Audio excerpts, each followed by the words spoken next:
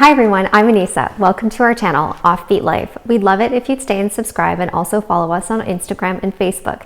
Today we're here in the Offbeet Kitchen and I'm going to be sharing with you an easy plant-based Instant Pot recipe.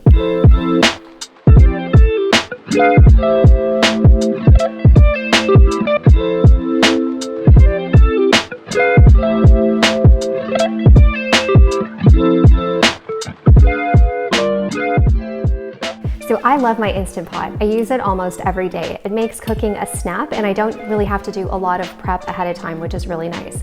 I'm able to dump things in here and by lunchtime it's ready to go, or if I dump it in at lunch then my dinner is ready to go. What it does for me is it allows me to prepare food really quickly. It's a great way to get whole food, plant-based foods into your diet without having to do a lot of prep. And it also helps to reduce food waste because I'm able to buy things that are, beans and lentils, for instance. I can buy them dried and I don't have to buy the cans, so I'm able to reduce my waste that way. So now let's get into the recipe. Today I'm going to be making a bean and rice with lots of vegetable pilaf. So here I've got 1 3/4 cup of broth. This is salt-free broth that I made from scratch, but you could use any kind of broth you have on hand. I've got 1/2 teaspoon of garlic powder and 1/2 teaspoon of onion powder, 1/4 teaspoon of turmeric,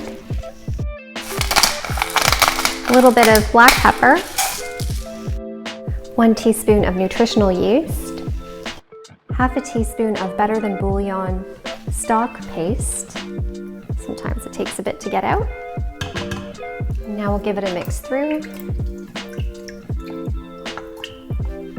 Here I've got 1/2 cup of brown rice. I'm using short grain rice here, but you can use any kind.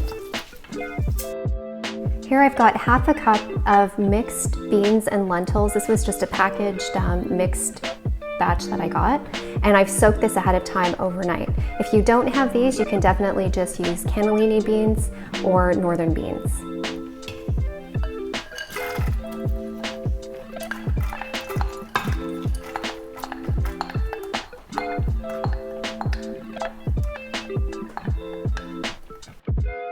Got 1 stalk of celery that's been chopped.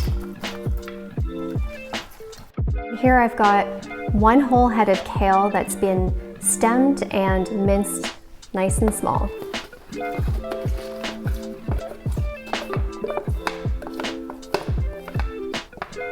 And I actually like to leave the kale on top so I don't actually mix the kale through. So I've got my lid on here. I've got the nozzle moved over to sealing at the top. I'm gonna put it onto the pressure cook function for 25 minutes and I'll see you back in a little while when it's ready.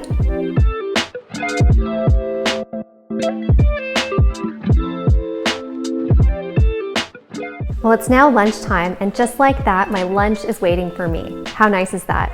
So all I did was I mixed everything through, and now I'm serving it with a little bit of avocado on the side. If you didn't have avocado, you could also add a drizzle of olive oil. I always like to add a fat source to this just to kind of round everything out and give it that little bit more richness, but I cannot wait to tuck into this.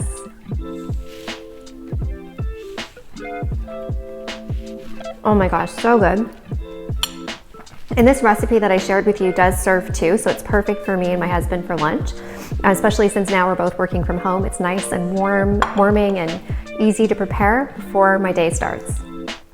Well, I've still got a busy day ahead of me, lots of meetings this afternoon, so I'm going to take off, but thanks so much for watching. Please like, subscribe, and share, and until next time, bye!